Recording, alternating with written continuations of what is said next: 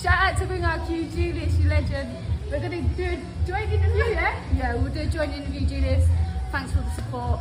You're a legend. From your girls, Raven and Ellie. Welcome to the motherfucking relay. We're covering today's top boxing news. Ow! Okay, we'll start with this. The latest set of updates to the women's Ring IQ pound-for-pound list. Some that you're already aware of, with Katie Taylor's big revenge win over Chantel Cameron and effectively becoming a two-division, two-time undisputed champion. She's back on. She's back on the list alongside Amanda Serrano. Both Katie and Amanda are the number 1 and number 2 pound-for-pound fighters in the sport. No one but them. Nobody else. Nobody really has a body of work like both Katie Taylor and Amanda Serrano. And I can already hear it now. I can already hear people bringing up Clarissa Shields, who's been an undisputed champion, 3 times now? But she's been an undisputed champion at weights where there are barely any girls to fight, where most of the titles that she picked up were actually vacant. She's at number 3, and you're always hearing about how dominant she is whenever she does get out there, but she gets out there less often than Amanda, less often than Katie, because there are less girls to fight. The talent pool is nowhere near as deep at 154, 160, or 168 as it is at featherweight, where Amanda fights, or lightweight, super lightweight, where Katie fights. Amanda Serrano has fought the same number of world champions and taken belts from them. She's fought the same number as Clarissa, about 4, but she's been a world champion at a lot more weights than Clarissa, been around a lot longer, and has a far more robust body of work than Clarissa. That's why she's ranked ahead of her. Katie's literally beaten more champions than Clarissa Shields. When you think about Clarissa's best victories, the best opponents that she's fought, they are good fighters. Fighters like Christina Hammer and Savannah Marshall. They really don't stack up with fighters. They really don't stack up with names like Amanda Serrano, Chantel Cameron, Jessica McCaskill, Delphine Persoon, Natasha Jonas, and all the champions that she faced to become the lightweight division's undisputed champion. The quality of competition and frequency of bouts, it doesn't even come close. So Katie's at number 1, Amanda's at number 2, Clarissa's at number 3, Alicia Baumgartner is still at number 4, in spite of the anti-doping controversy she's still dealing with, until such a time as the Alphabet organizations strip her of all her Alphabet titles. She'll keep her rank. She will keep that number 4 spot. Now, if they strip her, she's out until such a time as she can become a champion again. Where's Chantel? Chantel Cameron is out, at least temporarily, per the rules that govern the list. No fighter coming right off a loss is allowed to maintain a rank, and no fighter absent of a world title is allowed to maintain a rank. The list is only for winners and only for champions. Reigning champions in possession of a belt or belts they can defend. So, until such a time as Chantel gets one, she's out. Though I think it's only a temporary situation, I've no doubts that Chantel Cameron will rebound from this. She will be a champion again. At number 5, you have 2-division champion Senicia Estrada, and at number 6, you have 3-division champion Yo Costa Valle. If Senicia is ranked ahead of Yo Costa, in spite of having been a champion at less weights than Yo Costa, it's because Yo Costa never avenged that loss to Tina Ruprecht, who Senicia Estrada dominated quite easily. They fought a similar number of champions, been champions at a similar number of weights, but Senicia's performances and her quality of competition, it's just better than what you get from Yo Costa. Ranked at number 7 is 2-division champion Natasha Jonas, who has been a champion at the same number of weights as Terry Harper, who's ranked at number 8, with the difference being that Natasha's been both a unified Ring Magazine and lineal champion, whereas Terry's never unified a title at any of the weights she's held a title in. So until that changes, that is the tiebreaker. It's important to note that if Natasha Jonas loses her upcoming fight with Michaela Mayer, loses her IBF welterweight title, she'll be out, and Michaela will be in as a 2-division champion per the rules that govern the list. In defeating a pound-for-pound fighter, you become one yourself. At number 9, we have Mexico's own unified light flyweight champion, Jessica Neri Plata, who won both the WBC and WBA titles on the road from reigning champions, good ones, and beat them in convincing fashion. And of course, at number 10, we have Texas's own Marlen Esparza, who, if she don't take care of business with Gabriela Fundora in their upcoming unification match, she'll be out, and Gabriela will be in. Honorable mention to fighters like Savannah Marshall, who, in spite of becoming an undisputed champion in her last fight, she only actually ever beat one champion, just one champion. She's been a champion at 2 weights, middleweight and super middleweight, and she's still a champion at super middle, but she's only actually ever beaten one champion. Honorable mention to 2-division champion Savannah Marshall. Honorable mention to 2-time light flyweight champion of Argentina, Evelyn Bermudez. These are fighters that are in the queue if anybody drops off this list. Honorable mention to 2-division current reigning unified bantamweight champion, Dina Thorsland. She's in the queue also. And these are the updates to the Ring IQ pound-for-pound list. But Espinoza, Jesus Christ, bro. He out here getting mad at Jamel Herring because Jamel Herring talked about a screenshot that I showed you guys where Showtime. He wants us to believe, he being Espinoza, he wants us to believe that that's the international broadcast. It has nothing to do with Showtime, which sounds completely idiotic because they're getting their feed from you. So you telling me you just sending them the raw feed and they're doing their own graphic overlays? And even if that's the case, that is a Showtime international broadcast. That's not just a random independent international broadcast to try and push the blame on them. And then he had the nerve to seek sympathy. He's like, how dare you? Some shit, I'm paraphrasing. Like, that's some soft ass shit. Shut that soft ass shit up. Good hardworking people over here. Man, shut your ass up. Ain't you the one was approving fights that got your whole shut down? We lost a network because of your leadership. That's your leadership. You out here looking for sympathy and asking them to take down tweets. If you don't go sit in the corner with the dunce hat, man, get your out of here. Do better. Do better.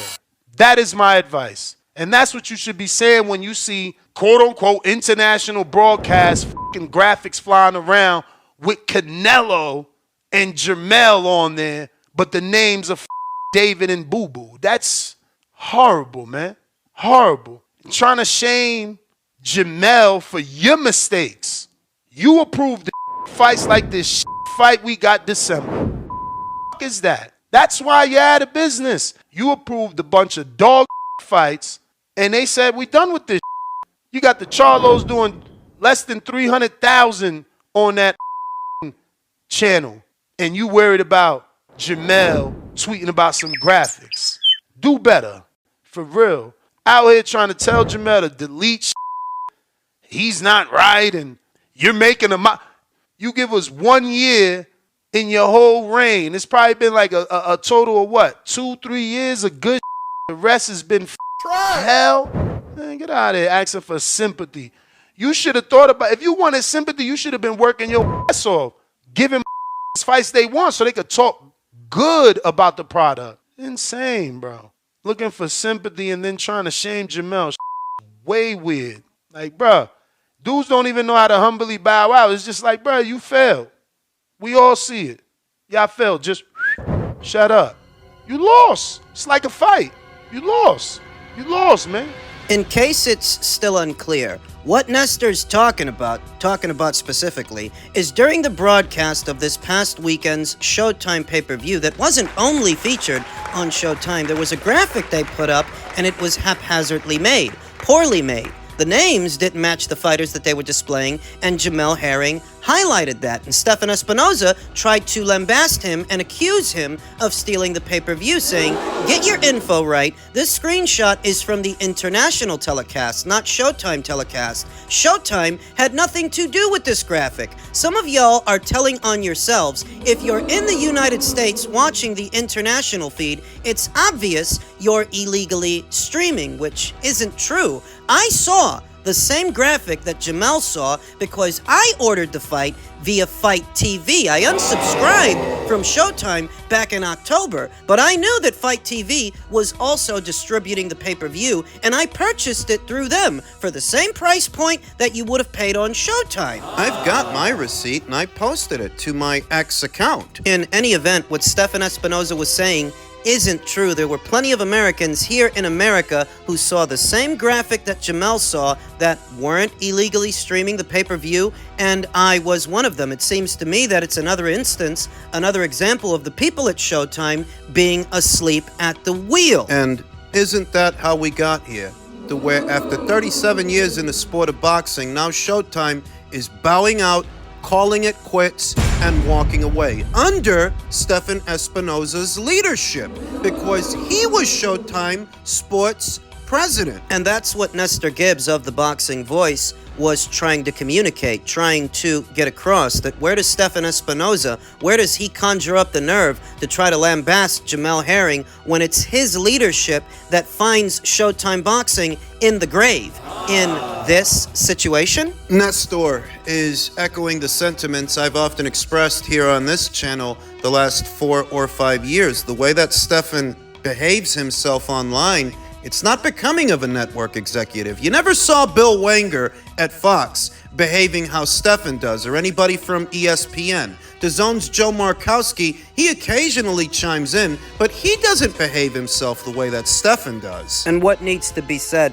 Stefan is harping about piracy and the piracy issue because he would like to attribute some of Showtime's low viewing figures over the years to piracy. And it is true, piracy is an issue. It's an issue in the sport of boxing. It's an issue outside of the sport of boxing, affecting everything from TV shows to movies. So make no mistake, piracy has its role to play, but the disconnect is he's overstating its role in what happened to Showtime Boxing. You noticed this year that the Gervonta Davis versus Ryan Garcia fight was still able to put up robust viewing figures, robust pay-per-view buys in spite of piracy. The same can be said for the long-anticipated, long-awaited Spence versus Crawford fight. So what does that tell you? Even Canelo versus Charlo put up robust numbers in spite of piracy. So what does that mean? What that essentially means is that when you're making the right fights, not only can you still make money, but you can still deliver robust viewing figures to your broadcast partners, so that at the end of your deal, you don't end up getting the boot the way that he did, and the PBC. It's not that piracy isn't a problem, it's definitely a problem, but you cannot attribute everything that's happening to piracy. Some of it is ineptitude on your part, your haphazard and impotent leadership, the lack of quality control at Showtime Boxing. So decision making, what ends up on regular Showtime and what ends up on pay-per-view, that has everything to do with Stefan Espinoza. You, alongside Al Heyman, you ran Showtime Boxing into the ground. Don't try to hide behind piracy and make it all about piracy. It wasn't just piracy, it was the lack of quality control and poor decision making. Your decisions, or the lack thereof. You didn't get all your ducks in order. You didn't crack the whip when you needed to. You spent money on fights that nobody wanted to see, and you knew they didn't want to see them.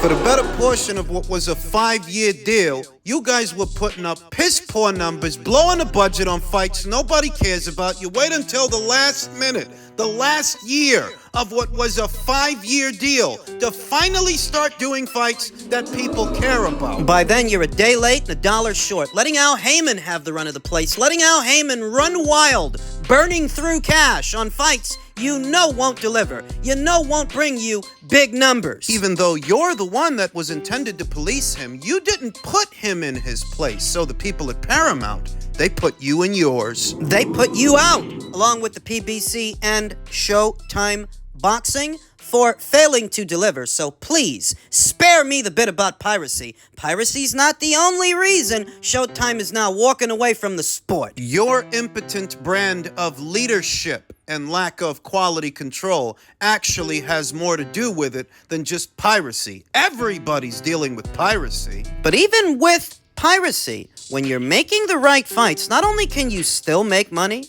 but you can still deliver big numbers to your higher-ups. Do your job. It's too late for him because he don't have one. Not at Showtime. Not anymore. Retired Philadelphia promoter turned real estate mogul Raging Babe stated, seeing several PBC fighters scheduled to fight on local club shows. They need to fight, and this seems the only way at the moment. Local promoters, get your slot fee and all expenses to be covered. Don't get excited by the quote-unquote name or potential ticket sales. They need you now. Yet another element of my previous forecast that is coming into fruition. Do you remember when I told you that PBC's current inability to accommodate all of these fighters they normally house? Given their current situation, some of these guys are going to start to float away. Some of these guys are going to have to box on non-PBC shows just to make ends meet, which is in keeping with what Boxing Insider Rick Glacier stated. Rick Glacier said,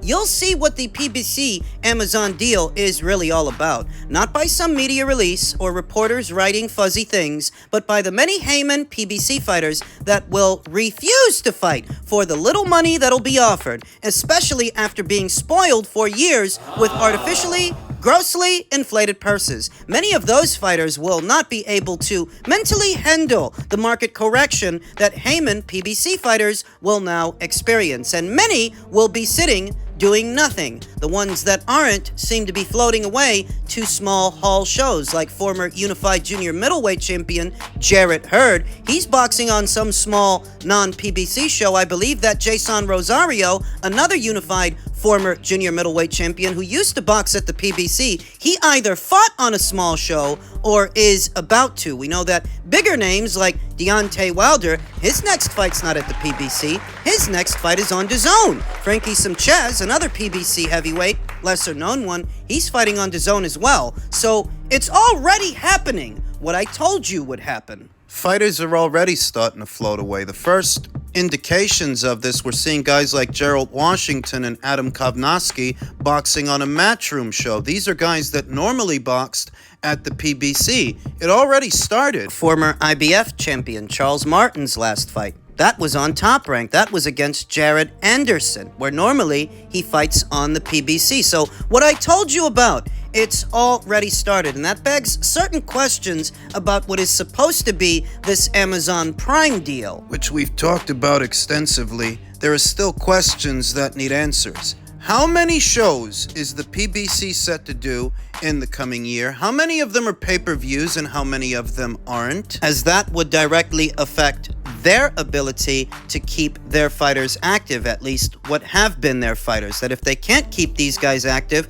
they're going to start to float away. So how many shows are they going to do, and for what duration of time? What are we looking at with this Amazon Prime deal? Is it a multi-year deal, or is it a trial run? Is it, say, a year, to where Amazon evaluates how the PBC's content is performing on their platform at the end of the year and then decides whether or not they want to extend their deal with them? This is important because it directly affects the PBC's ability to keep their fighters active. And if they can't, those fighters are going to start to float away. They will have to shed the excess and focus on their premium fighters, as it were, to shell out premium content. So many are confusing videos like this one as me doing a victory lap when it's not a victory lap. What it is, all it is me telling you, I told you so. I told you this would happen. That it ain't all sunshine and rainbows at the PBC in spite of what you've been told.